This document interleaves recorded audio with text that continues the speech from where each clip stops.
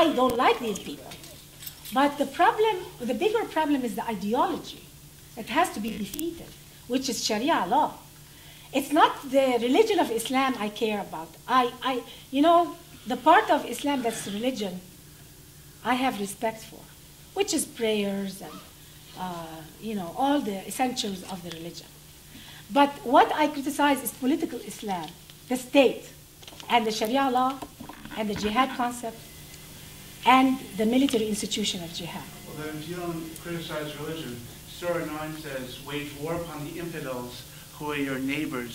Take not the Jews or Christians as your friends. So how can you live in compatibility with the Judeo-Christian people as a Muslim? You can't. You can't. Under Islam, the commandments is to really don't be kind to them, don't respect them, or live in peace with them, except if you're a minority. And that I'm reading from the. So you're right in that paper. But I have a lot of respect really for many Muslims, because many of them don't even know what's in their books. They don't know what's in their books. I go with the young lady. Just a quick comment. Yes. Yes. You. Yes. Thank you. Honestly, I fully recognize that violence in the Middle East is an issue, but I feel that you're somewhat, you know, confusing with the religious message of Islam. So, in your opinion, how do you combat this extremism that has taken over the Middle East? Yes. In some small pockets. I wouldn't say that the millions of people that reside in the area, or the billion people that are Muslim in the world, also believe in killing Jews and Muslims and many of the other really, really terrible things that you've said. And some of them are happening in a minority, but I wouldn't say that over 1 billion people believe in this extremist, violent idea. So how do you kind of move forward? Well, thank you. I think this is an example of a Muslim young woman who really doesn't want violence. She's a lovely young lady. You're Muslim? Are you Muslim? Yes. Yeah. And so I would like to ask how I'm an oxymoron. Because it says take no, not What he said. Okay, ma'am, just how do you move forward in the Middle East? How do you move forward? This is the problem. And the students who are writing in Cairo, who were crying and bled and died in the Tahrir Square, are like you. They want to live with freedom. They want to live in democracy. The only difference between you and me is I believe that Sharia law is behind all of the problems. The problem, to end the violence in the Muslim world, we have to start with ending the teaching of hate in the schools. See, were you brought up here or in the Middle East? I'm an American, ma'am. So you were born here, or? Yes. See, but I wish you. But I have been to the Middle East and South Asia. But you didn't go to the schools. The way we are brought up in the schools, it makes us feel such victims. Victims of the West, victims of the Jews, in such a way that the nicest person you will meet, if you give me a gun and you tell me he's a Jew, I want to shoot them. It's not that they are evil, it's the education. Brainwashing. They are the education. Yes, I want. Yes, in the Middle East, I'll tell you what, the only schools that were not teaching hatred were when I was in Egypt, I went to British schools, but it was the remnants of the British before they left Egypt. And in that, we never taught about hating Jews, but you don't even have to learn it from the school. It's everywhere. Open the TV, Arab TV, you'll see little girls, and check that.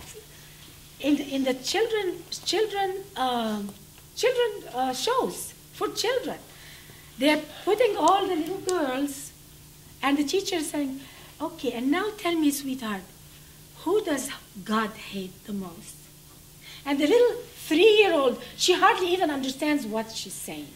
This girl is not evil. She just say she's just puppet. It's the Jews. And why?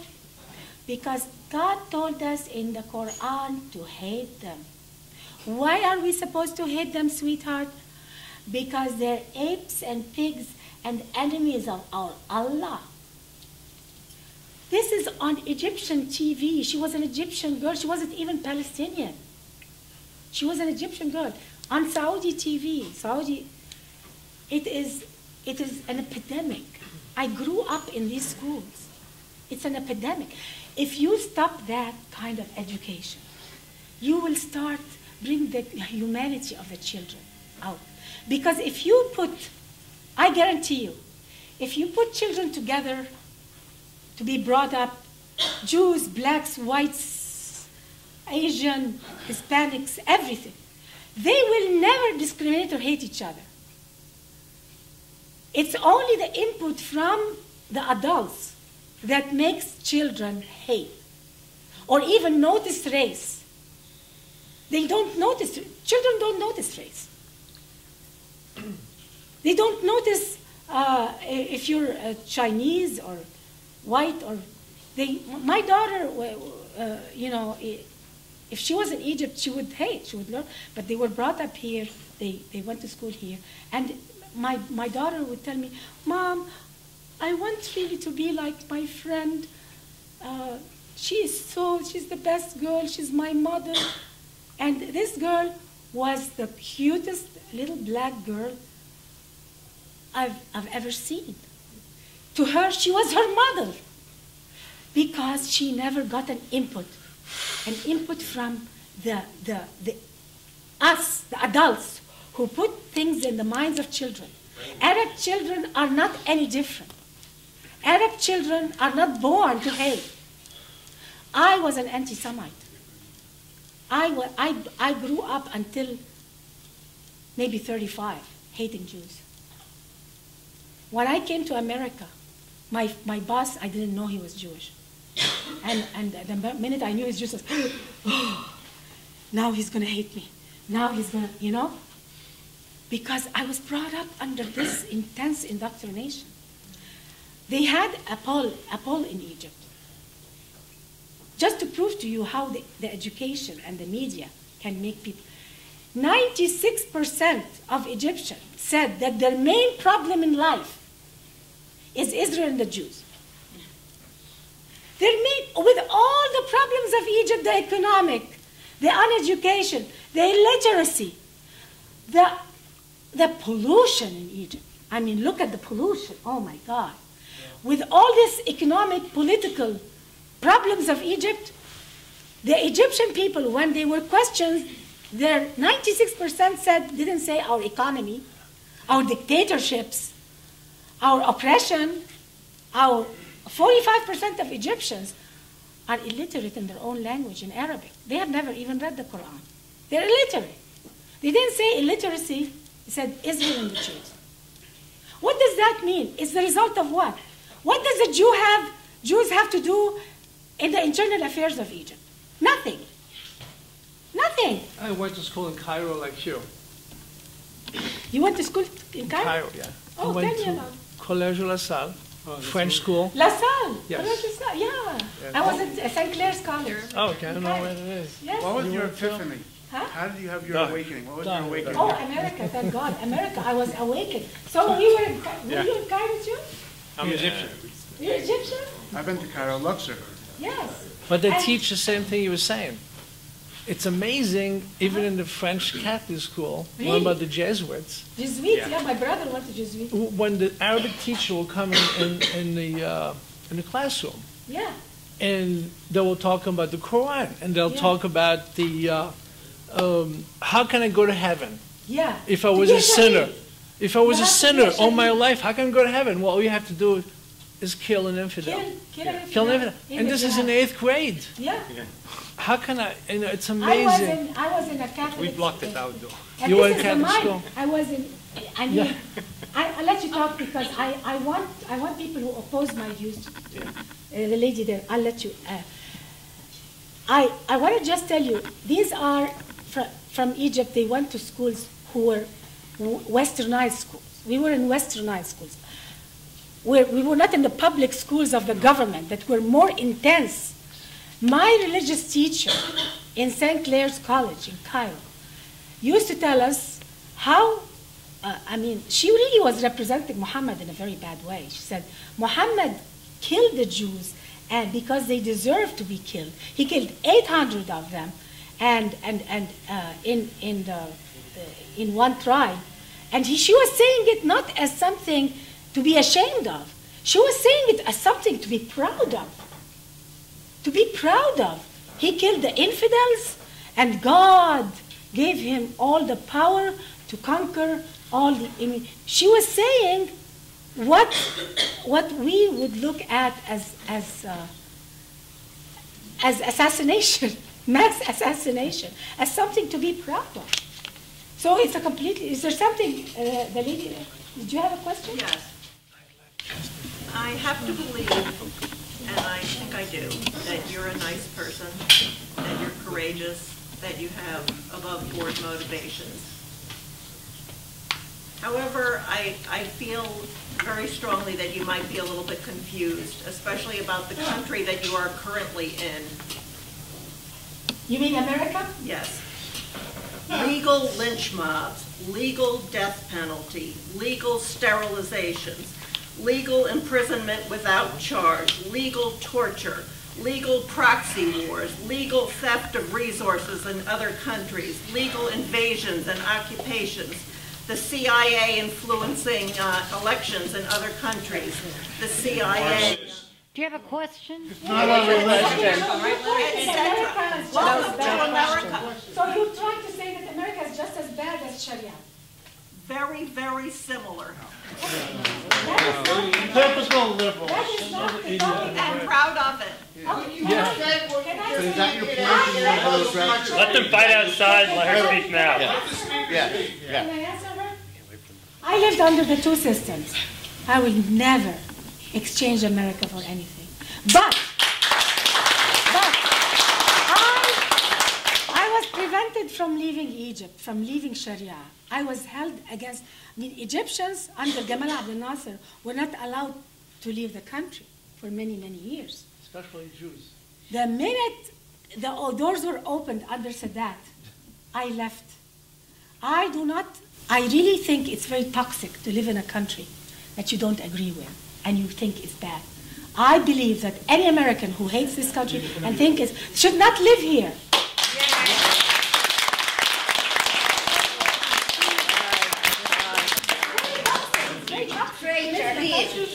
To live in a country that you believe is evil. You don't want. I'll have this and then. Criticism of the United States. First of all, I'm just saying she has a different opinion than a lot of you. That doesn't mean she shouldn't be here. You should respect her opinion. Yes, she is free to live here. That's why she's here. I pointed at her. No one's forcing her to leave. See, Everybody just told her to leave. I know who's Yeah. with. No, if you don't like it, She knows. Not you. I was just addressing the crowd. You didn't tell her to leave. I appreciate Actually, that. I have a lot of respect for her. How about loving her leaving? All right. It's toxic to live in a country that you think is bad. I could not live in Egypt because of Sharia. I could not live in Egypt because of Sharia, and thank God I kiss the ground of America every day. It gave me my dignity. I had my dignity as a woman in America.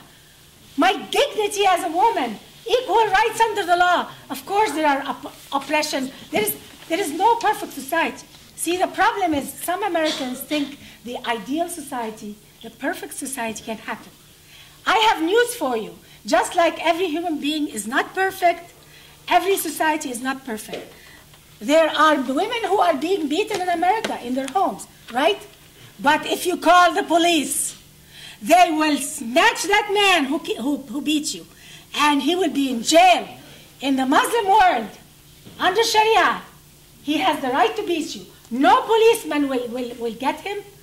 Her own father cannot protect her. So thank God I have the police in America who will defend me. If I get raped in America, I can go to the police, and I don't need witnesses, and they will. I'm sorry, the rule of thumb was American law. It means you can beat the living daylights out of your wife with any stick smaller than your thumb. That was American law for a long time. Is it now? It's American history. Mary, own it. I didn't read it in the Bible. It's not in our Bible. It's not in the Bible. It's in the Quran. It's in the Quran. It's not in the Bible. And it's not the law. It's not the law of Egypt. It's not in the Bible. It's not the law of America. It's not in the Bible. So no need to mention it, ma'am. This girl with the back has been trying. Yes, sir. First of all, Ms. Darwish, thank you so much for your courage and clarity for speaking out.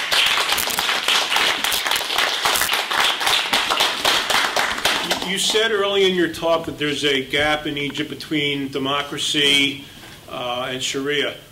We have been told since this revolt, uprising, however you would probably have a better word for it, we've been told in America that this is a democracy movement, a freedom movement, and yet you say the overwhelming majority of Egyptians embrace Sharia.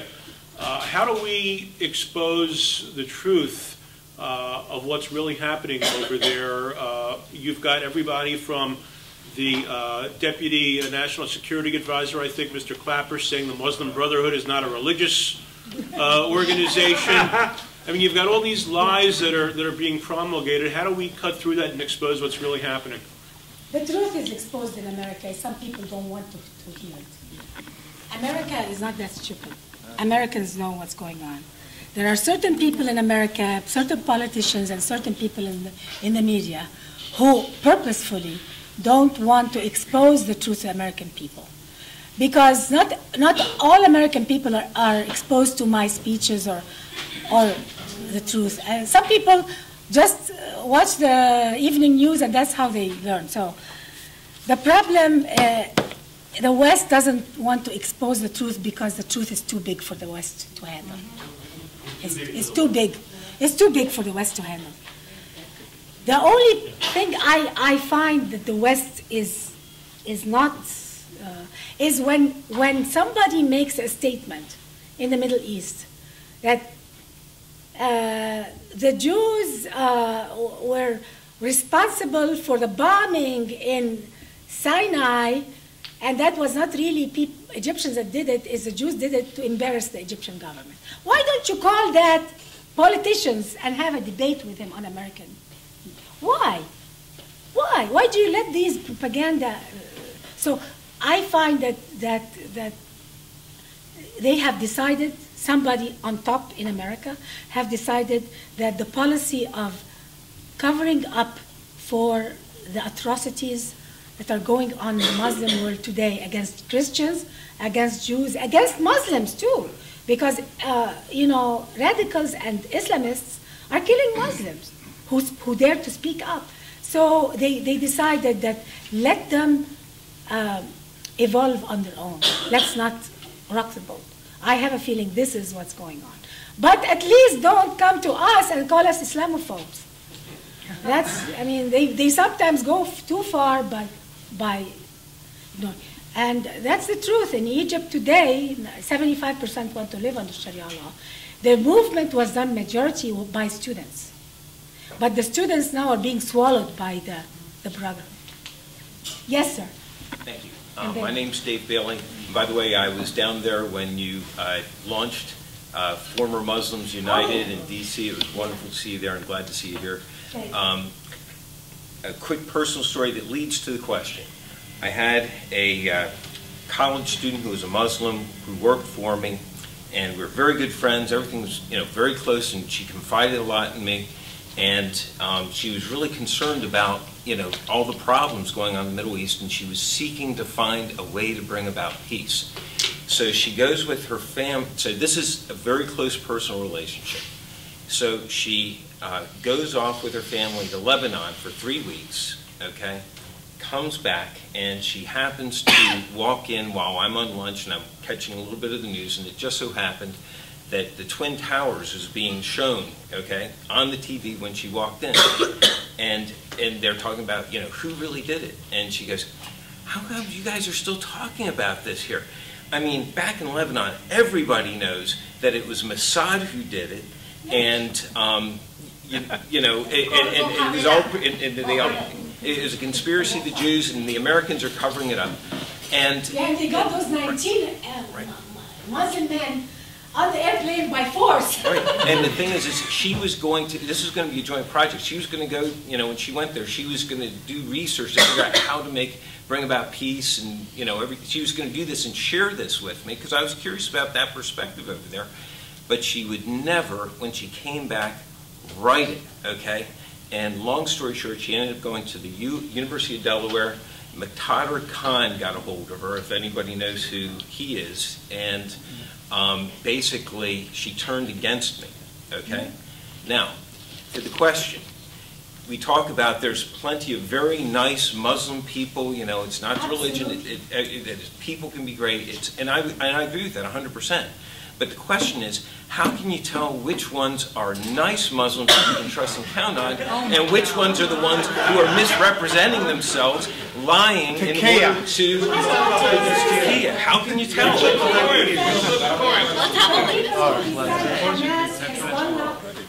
See, I'll tell you what, there's good and bad in every. There's good and bad in every group. So we should. I'm not here to blame Muslim people. Actually, the decency, the generosity. If you visit the Middle East and don't talk about politics, and you walk in the streets, the people are kind. In Egypt, the people, if you get lost, you find 10 people taking you where you're supposed to go. So the decency and the generosity of the Muslim people are something that's well known. The problem is that in America, when you're a devout Muslim, you are in, like you're torn.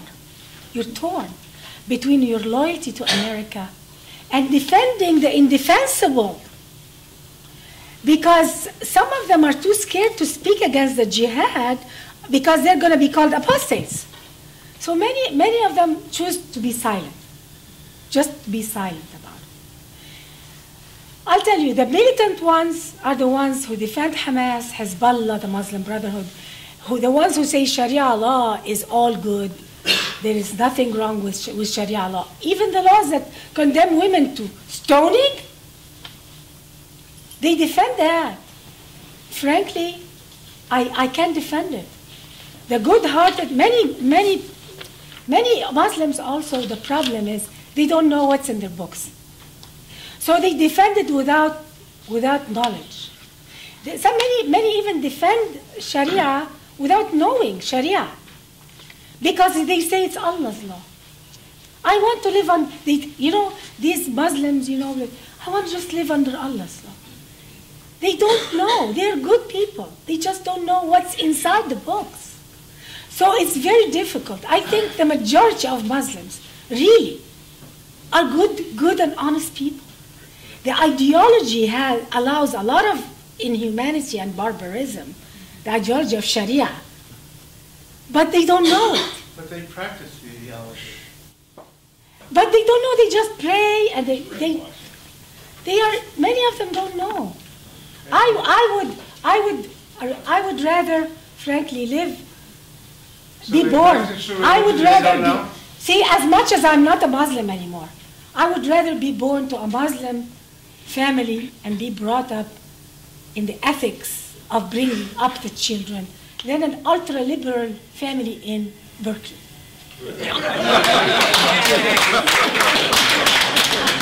I don't want to live on. My husband was born in an ultra-liberal family in Berkeley. I'm from an ultra-liberal family. He had... It's not that bad. I go to school, no, but I'm learning, I'm getting an education, I'm tolerant. I mean, to be brought up... He's talking. Be quiet, you can talk. Accepting. That's cute. No, I seriously though, I was. What? But not all ultra-liberal families are the same. I'm talking about the ones that really hurt their kids. As an experiment. I would rather be brought up by a nice Muslim family who just prays and than the experimental psychological. It's brutal. I have friends who were brought up they had to go under a lot of therapy too. A lot of therapy. Yes. Okay. So an important point that you've made is that Sharia oppresses both Muslims and non-Muslims. Yes. So my question is, how do we get from this situation right now, which is depressing and frightening, to a solution? It seems that everything you've said leads against that. I mean, a Muslim leader cannot change the system. Yeah, they can. 75% want Sharia law. So how do we fix this problem? That is a problem that has to come out, be solved from inside the Muslim world. But how? The problem is when they turn on CNN, when they find people who are covering up for Islamic horrors. Why aren't we showing the Sharia impact on human beings in our media? Because let me tell you, the Muslim world has a lot of respect for Western media. They turn it on and they watch it. Do they approve of us today or not? We always are scared to show. Why don't we show the women who are being stoned or said or done on our news? The cover of Time magazine. It's not in the nightly news. It's not covered. Time magazine. How many people in the Muslim world buy Time magazine? We want to put it on our regular news, so when they open the TV in the Muslim world, they say, "This is Sharia law." They need to see themselves in the mirror. They don't. We are not reflected. Why don't we show the family, the dead Jewish family that was killed just recently, the dead bodies? The Palestinians are very good at showing their victims and their wailing and crying.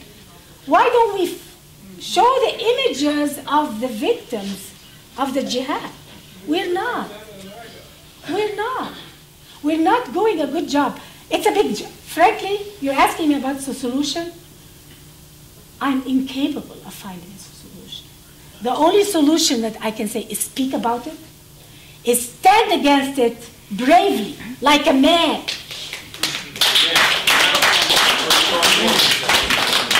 Yes, the lady there. Yes. So this whole dialogue was supposed to be about, the dangers of Sharia law creeping into the United States and the U.S. justice system, right? Mm-hmm. So I guess that's basically. It's also bad for Muslim people. All right, it's bad for everyone. All right, so I guess my question stems from me being, a Jewish queer-identified woman, and knowing a lot of Muslims, and knowing a lot of Americans.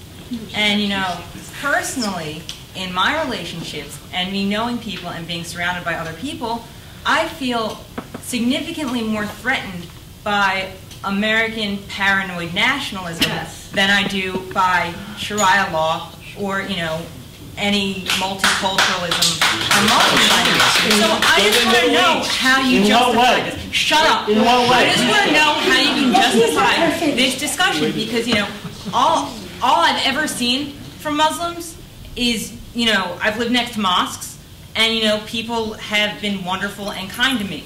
And so I just think that this paranoia and this, rage directed at a religion and a group of people is just absurd and abhorrent, frankly. Did you hear anything tonight? And I think it's not productive. Very good. And I think multiculturalism is something to be celebrated. American nationalism paranoia is. One thing about Sharia, you don't feel Sharia's impact, which is true. We don't feel Sharia in America yet. But it can happen. It can happen. Sharia, wherever Muslims go and become a majority, they will demand it. But I mean, they will demand it. It is Sharia. They are not yet the. And by the way, you asked the question now. Can you please let me answer? You have to let me answer. You have to let me answer her question. She doesn't feel the impact of Sharia. And frankly, you're right. Some of my best and nicest friends are Muslims. It's not the people. And I said this, I don't know how many times you want me to say it. It's not the people that I'm afraid of. I'm afraid of Sharia law, which is the law today in Egypt and in all Muslim countries. They all signed the Cairo Declaration making Sharia the law of the land, and all the items I just told you about are in Sharia. Do you want to live in a country where a father must name his son Muhammad or Ahmad and never name him? That's in Egypt. I'm not saying this is the law in America today, but I want to tell you something. Just listen to me. I'm not disagreeing with what you're saying. I don't feel Sharia's impact in America. I don't care about Sharia. Why are you bothering me? Come on. Can I please answer why I'm speaking about Sharia now? Yeah. Because I don't want America to have a Chechnya in the midst in 50 years. What does that mean? What does a Chechnya in the midst in 50 years? When Muslims migrated to the Soviet Union, they formed an area called Chechnya, and it was predominantly Muslims. And what happened after they became strong in a certain area? They demanded Sharia law. We're the majority here. We want Sharia law, and we want a separatist movement. Detroit. We want a separatist movement today. No, you won't get a separatist movement. You're part of the country. Okay. Schools are being blown up. Theaters are being blown up. Every now and then we hear about it in Russia, right? India. Let's give you an example of India. India, when Islam went in, it lived in harmony with the Hindu people for a while. And then when they became powerful, we want our own Islamic state. We want our Sharia. No, you can't have it. We are India. You're a minority. We want a separatist movement. Wars, murder, killing, terrorism in India. Millions of Hindus were killed. Finally, in 1947, okay, have a piece of the country. Here, live in it under an Islamic state. Pakistan was created. Was that enough? No. They're still blowing up India. And they still want Kashmir next. They will want more land. We want more of Islamic state. Look at the difference between India and Pakistan. They're both the same country originally. But look at the pathetic state of Pakistan and the enormous democracy you have in India. That's what's going to happen in America in 50 years, and that's why I'm speaking now, because it's going to happen. It's going to happen in America in 50 years. I will not be here. You might be still here. You're still young.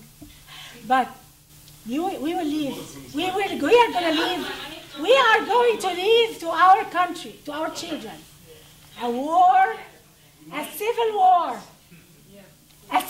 to fight, an Islamic civil war to fight of a separatist movement inside the United States by people who want a separatist movement because they want to live under Sharia.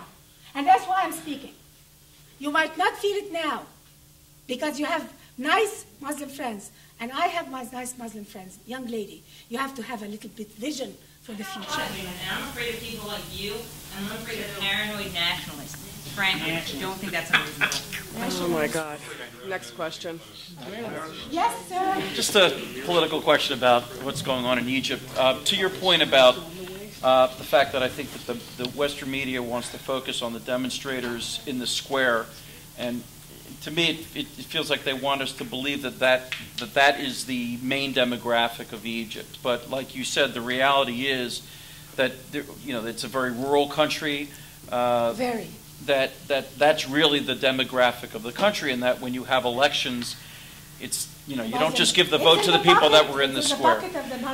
So my question then is it in the end though what I've been reading is that it could possibly set up to be a big fight between the Muslim Brotherhood and the military complex that is probably still intact, that still has the respect of the people. Do you think that could just end up being the outcome, that you're either going to end up with a country ruled by the Muslim Brotherhood or it becomes a military dictatorship again? It could be a combination. I think. Or an accommodation. I'll tell you what, the military, what's the military in Egypt? They are from the people. Most probably 75% of the military in Egypt have members, family members, in Muslim Brotherhood. They sympathize with them.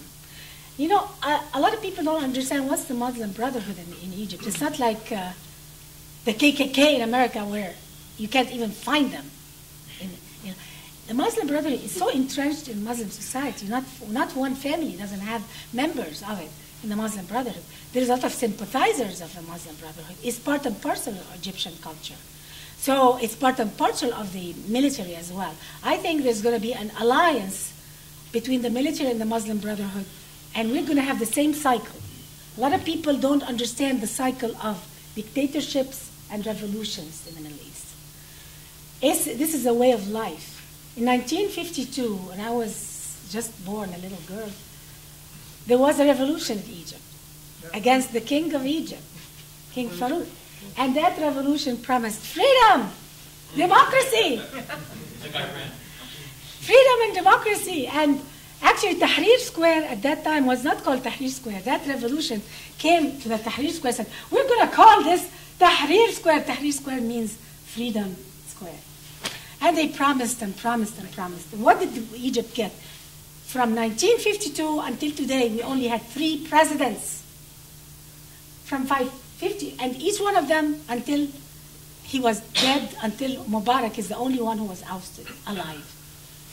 So, the cycle of revolutions and uprisings and dictatorships is the status quo. This is how it is. Because Muslim countries, they try to revolt against the oppression, but they don't know that the oppression is dictated by the Sharia. They don't link it. That actually Sharia is dictator-friendly. It is the reason we have dictatorships in the Middle East is because of Sharia. And also, it allows revolutions. It allows coup d'etat. You can come to power through seizure of power under Sharia law. So, you come to power through seizure of power, you make a revolution, you promise freedom, you promise democracy, you try to make it more free, then the Muslim Brotherhood tries to assassinate you.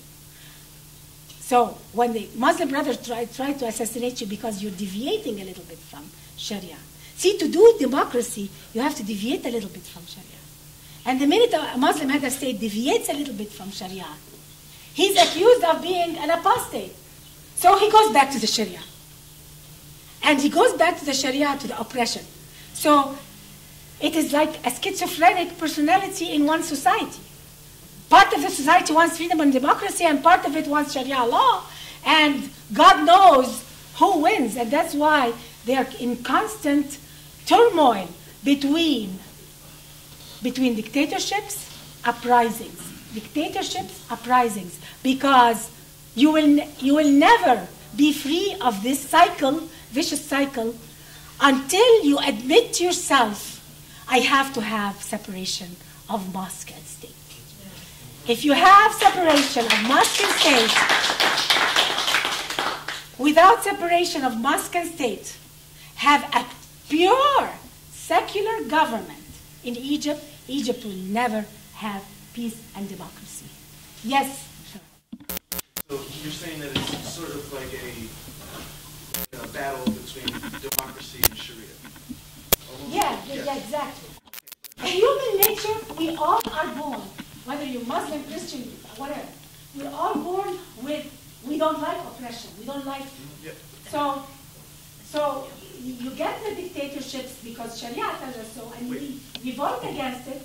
Hold on, but what about in cases where governments that enact Sharia law are democratically elected? What trumps? What wins? Democracy, which everybody in this room believes in and would fight for, or the will of these people who we disagree with? The thing is, democracy over there is different from democracy here. Wait, democracy over is there the same is voting. No, it's not. All they do is they go and they vote for the person whom they want. And by the way, that person could be like, let's say that they could vote in Egypt for El-Baradei, who's running. He is more of an international person. He's very educated. I believe the man really wants democracy. when he uttered the word, let's remove Sharia as the basis for our constitution, rocks were thrown at him right on the street. So what is the message for the person who wants to bring democracy? The message is you have to follow Sharia. Wait, but democracy... So he follows Sharia. He follows Sharia, and the vicious circle goes back. But if Sharia is the will of the people, democracy and Sharia are not mutually exclusive things. They are. They are not. But they don't know. It's not the will of the people, it's the will of the majority. What about the 40%? Exactly, that's democracy. If the majority of the people want to eliminate a law, then that is pure democracy. All those papers. As long as the people agree, it's a democracy. Okay, that's his point. The people want to, and I agree, that doesn't, you didn't say something that I disagree with. 75% of Egyptians, you ask them, I want to live under Allah's law. So that's what they want. And that's why they're going to have tyranny again. Isn't that democracy? Yeah, tyranny can be democracy. Tyranny can be democracy.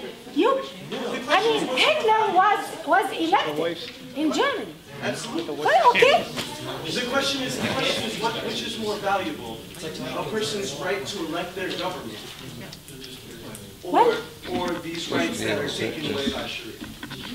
Well, the problem is not all systems created by voting are free systems. That's true. Okay, so let's not put America in the discussion. America is another story. Please, I'm not a specialist in American politics. No, you're right. So let's talk about it. The problem is, yes, they're going to vote tyranny in, and they're going to wait for another 34 years, and we're going to see another revolt in Tahrir Square, and the same thing. It's the same thing. Every 30, 40 years, or 50 years, you're going to have a revolution because Sharia law is not a natural way of living. It's oppressive. People, after they live under it, they revolt, but again, they don't know. They vote the same system, and they live under it thinking it's better until they discover, after another 50 years, they discover it's a vicious cycle. Sharia law can only produce tyranny, and tyranny will oppress people, and the natural result is that eventually they revolt into a cycle of tyranny and decay. So you're saying democracy isn't the solution, it's part of the problem? Yeah, enough of them. Come on. Voting, well... Okay, we're going to have a few more questions, but let's have some of the people who haven't gone. Ms. Darwish. Yes, ma'am. Do you see a path in Egypt to separation of mosque and state? Bloody path. It's going to be a bloody path. Why are we trying to... Because if anybody removes number 2, Article 2 in our Constitution, there's going to be blood in the streets. It's going to be a bloody bath if it ever happens. So do you think it's possible? Do you think it's possible? Not in my lifetime. This young man right here. Let's listen to this. Yeah. I had a question, and I think that this is something that I think a lot of people really aren't thinking about here. And I noticed that you said it once, and I think it's very much more important to look at. You said that there was a 45% illiteracy rate in Egypt, which, if you look at that, if that's statistically true, I've never researched it. It used to be 60% when I was a young girl. So 60% of Egyptians illiterate. They don't even know Arabic. So what are they teaching in the schools? It's clearly not literacy, and they're not teaching probably math or anything like that. So, or if they are, I don't know 100% what their test scores are, but there's got to be somewhat. There's a lot of very brilliant Egyptians. Is there a lot? Are you saying that? Well, what I'm saying is could education be the biggest thing here? Is the education, the kind of education I what do they teach? An anti-Semite paranoid person. But that's all they're teaching. In schools, they're not teaching anything else. Of course not. Of course not. Well, this young lady went to the Middle East, and she says that she's talked to people, and what you're saying is exaggerated or is not true. Why don't you talk to I yourself? wouldn't say everything, But I just have a question in... Okay, I want you to Wait, walk let her- in Cairo let her ask- with a Jewish Star of David and walk in Cairo. Let her ask her question. But the truth is You would that be there are killed. Christians You would be killed. in Egypt. There are Christians in right. Egypt. And in this Garbage. revolution, Let her finish. thousands of people have come together for a revolution, for changing the nation. Yeah. Muslims and Christians. Yes. And it's not the same way that you're presenting it right now. Christians are being killed. Wait. Yeah, Let but her finish her millions- question. Millions of people have come together in the I name hope of they succeed. an Egyptian state that is free. I hope my We'll see. prediction We'll is see. true. I hope this is. I pray my family still lives there. Don't we all? Okay. I hope and pray it succeeds. So what are some But of the dangers? here, What did you raise your hand? okay, here is what I want her to read. Where is it? The Two more questions. Two more questions. no, I want to show her the article about the girls whose virginity tests here. Yeah, here it is. The life of the traveler. Look at the revolutions in the Middle East today will succeed because these are my brothers and sisters, these are my family. I wish I'm wrong, that I will be the first one to be happy that they will achieve a kind of democracy, at least, that's a little better than before. And I think they are underway, but when or there's going to be more bloodshed, I have no idea. I hope I'm wrong. Thank you.